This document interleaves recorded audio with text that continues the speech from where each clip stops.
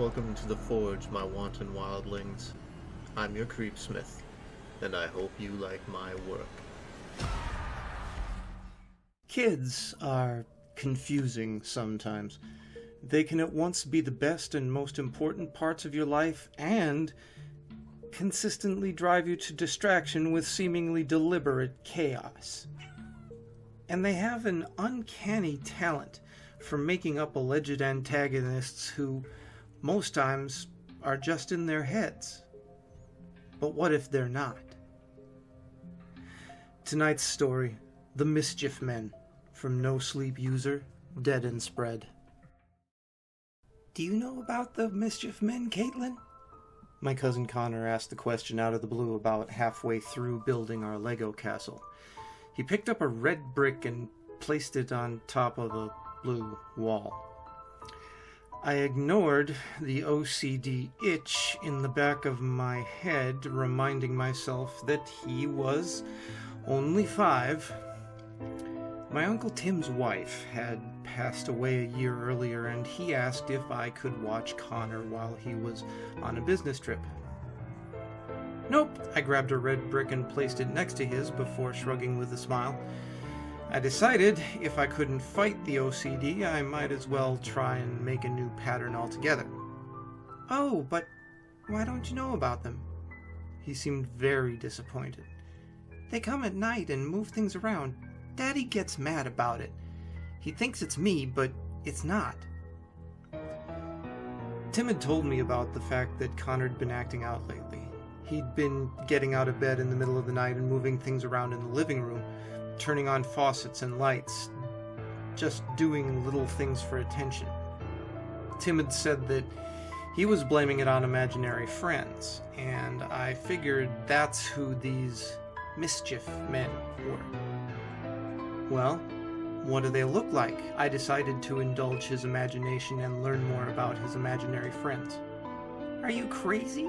There was a look of shock on his face, as if I'd offended him by asking the question. They're investable. I snickered at his mispronunciation.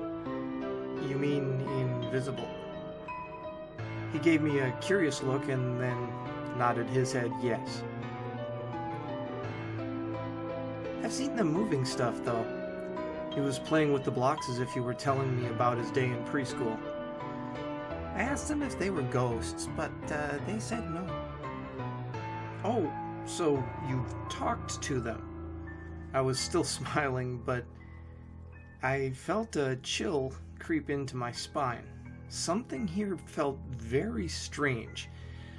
My uncle wouldn't be back for the whole weekend, and for the first time that Friday evening, I started to feel a little like maybe I wasn't ready for this.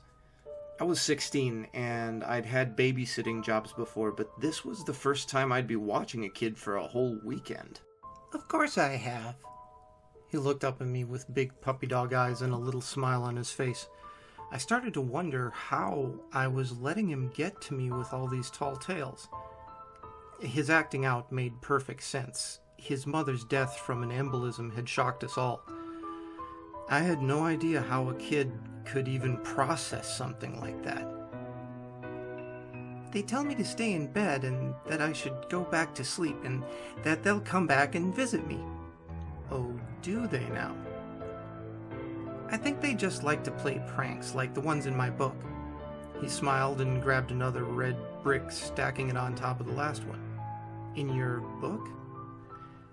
He rolled his eyes at me the way only a 5-year-old can, and brought me back a tattered old children's book titled The Mischief Men. I thumbed through it, and it seemed to be about a group of little elves who went around and played pranks, but they learned in the end that pranks can get you in trouble. Typical little don't be bad tale for kids, standard fare, if oddly titled.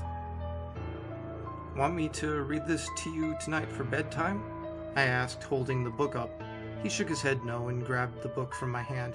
He took it over to his bookshelf and pulled out another one about dinosaurs and brought that one over. Read this one instead. I like this one. He smiled and went and sat back down in front of the blocks.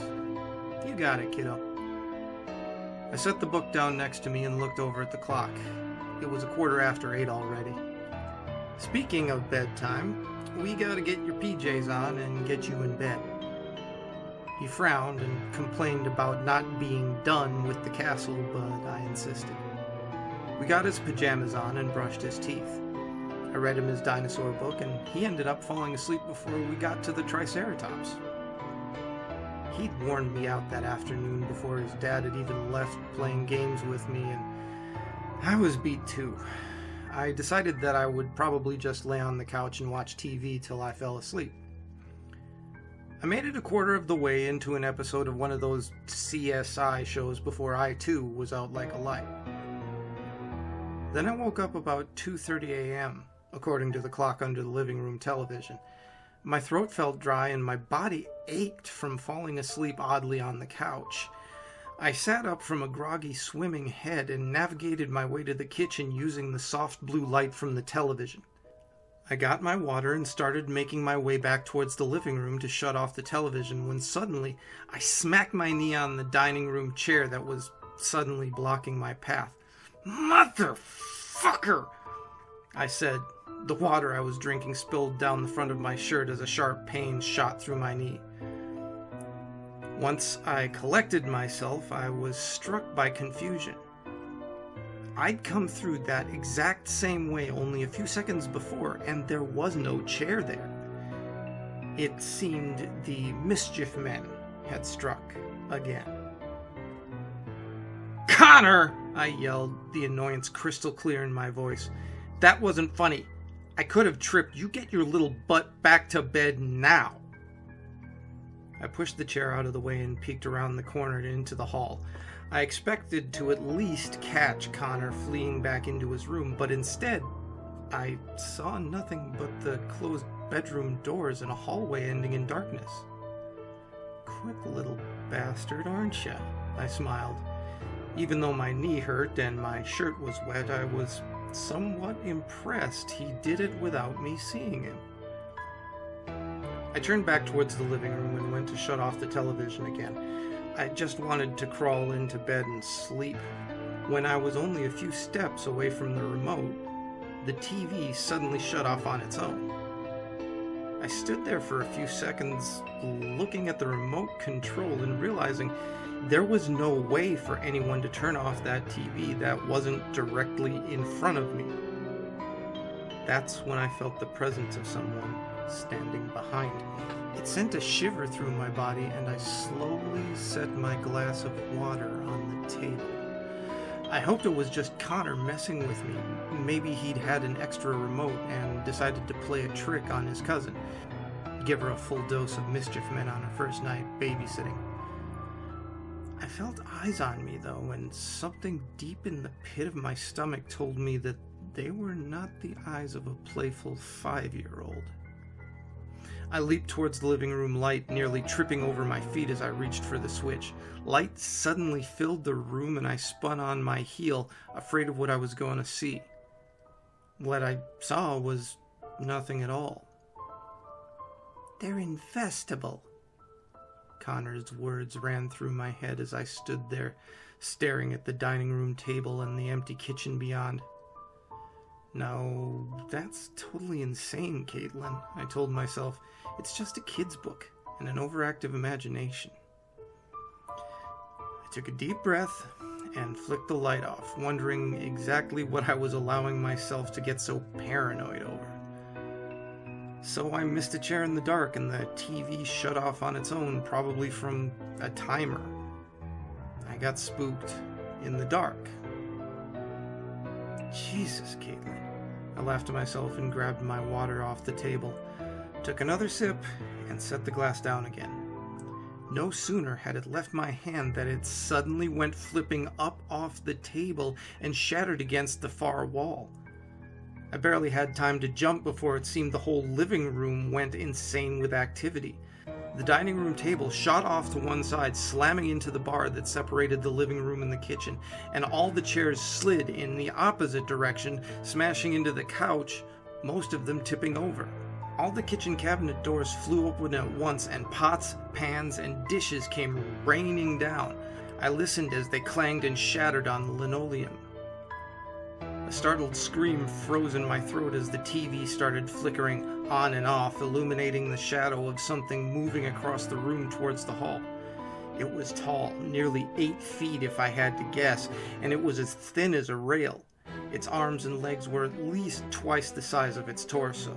Its head appeared bulbous and too large for its thin frame.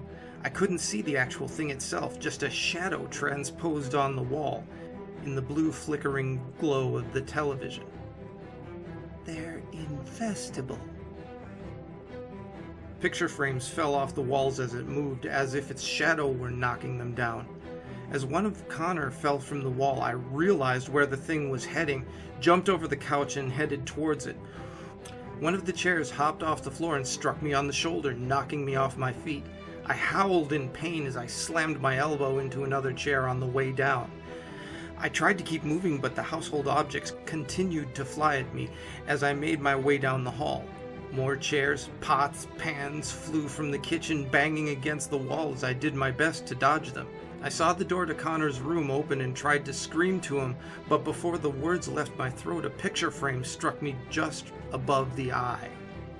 I fell right on my ass and felt a warm trickle of blood leak down my face. I shook my head to clear it and got to my feet just in time to hear Connor's door slam closed. The thing was in there with him. I got to my feet and sprinted the last few feet to the door. I wrenched at the door handle as best I could, but it was as if it had been nailed shut. I screamed for Connor, and I could hear his sweet little voice talking just beyond. "What about Caitlin?" he asked whoever was in there with him. I heard no response.